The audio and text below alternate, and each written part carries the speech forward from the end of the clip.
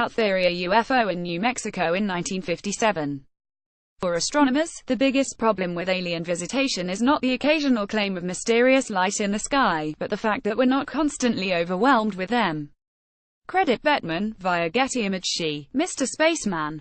Won't you please take me along? I won't do anything wrong. Hey, Mr. Spaceman. Won't you please take me along for a ride?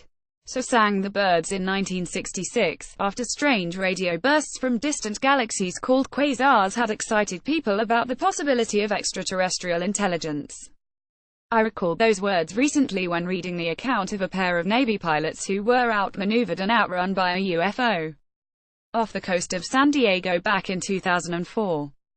CMDR. David Fravor said later that he had no idea what he had seen, but, he added, I want to fly one. His story was part of a bundle of material released recently about a super-secret $22 million Pentagon project called the Advanced Aerospace Threat Identification Program, aimed at investigating UFOs.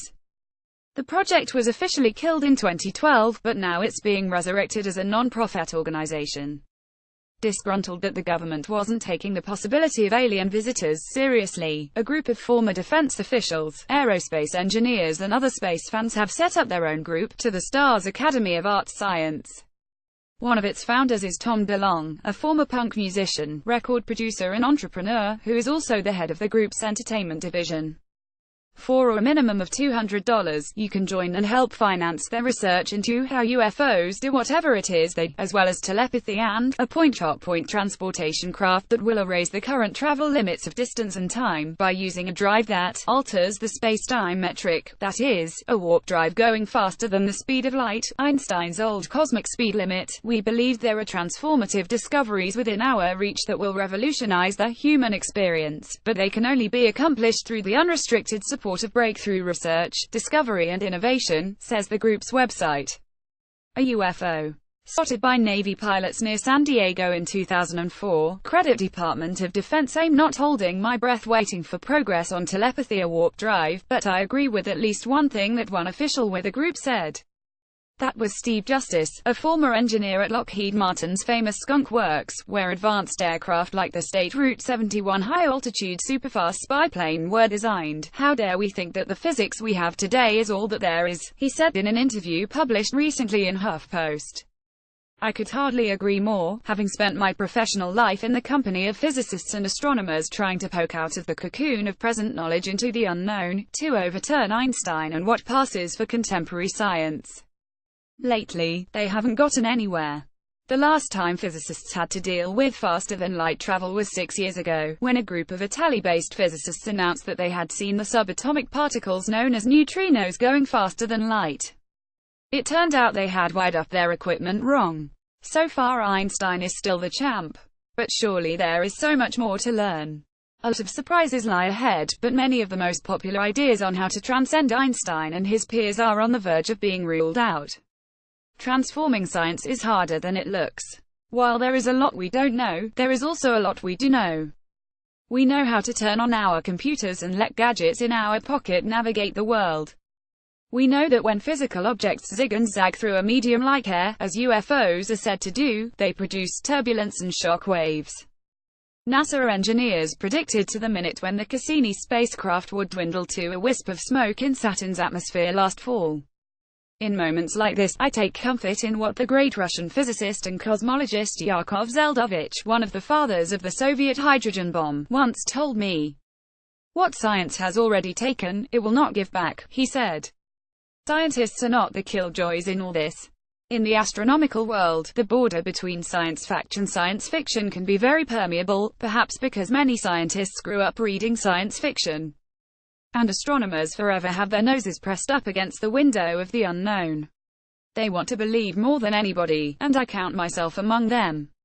Since the asteroid named Oumuamua was first noticed flying through our solar system in October, researchers have been monitoring for alien signals, so far to no avail. Creditum. Corps Messer agents France Press, Getty Images, but they are also trained to look at nature with ruthless rigor and skepticism. For astronomers, the biggest problem with ET is not the occasional claim of a mysterious light in the sky, but the fact that we are not constantly overwhelmed with them. Half a century ago, the legendary physicist Enrico Fermi concluded from a simple back-of-the-envelope calculation that even without warp drive, a single civilization could visit and colonize all the planets in the inner fraction of the 10-billion-year age of the Milky Way. Where are they? He asked. Proponents of SETI, the search for extraterrestrial intelligence, have been debating ever since. One answer I like is the zoo hypothesis, according to which we have been placed off-limits, a cosmic wildlife refuge. Another answer came from Jill Tarter, formerly the director of research at the SETI Institute in Mountain View, California. "We haven't looked hard enough," she said when I asked her recently. "If there was an iPhone sitting under a rock on the Moon or Mars, for example, we would not have found it yet." Our own latest ideas for interstellar exploration involve launching probes the size of postage stamps to Alpha Centauri. In the next generation, they might be the size of mosquitoes.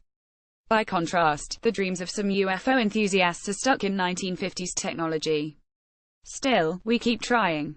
Last fall, when a strange object, an interstellar asteroid now named Oumuamua, was found cruising through the solar system, astronomers' thoughts raced to the Arthur C.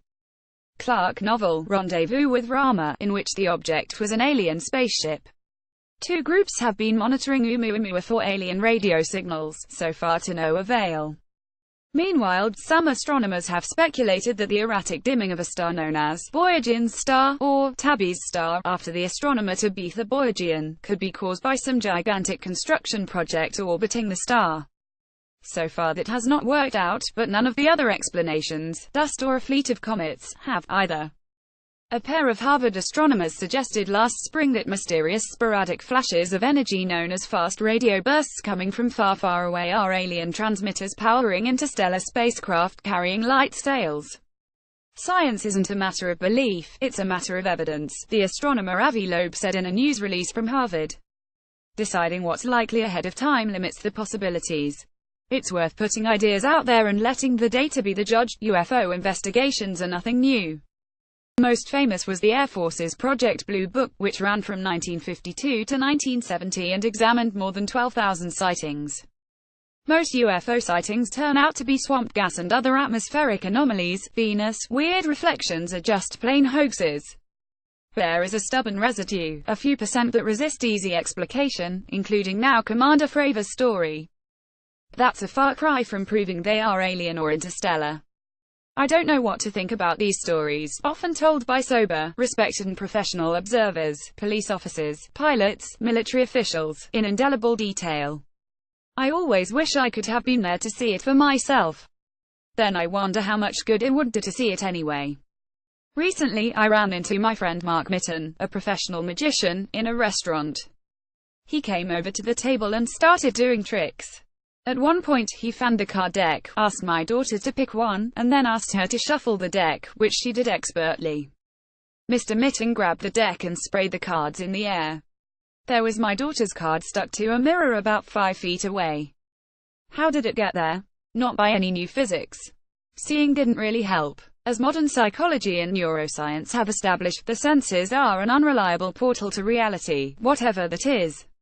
Something might be happening, but we don't know what it is. E.T., if you're reading this, I'm still waiting to take my ride.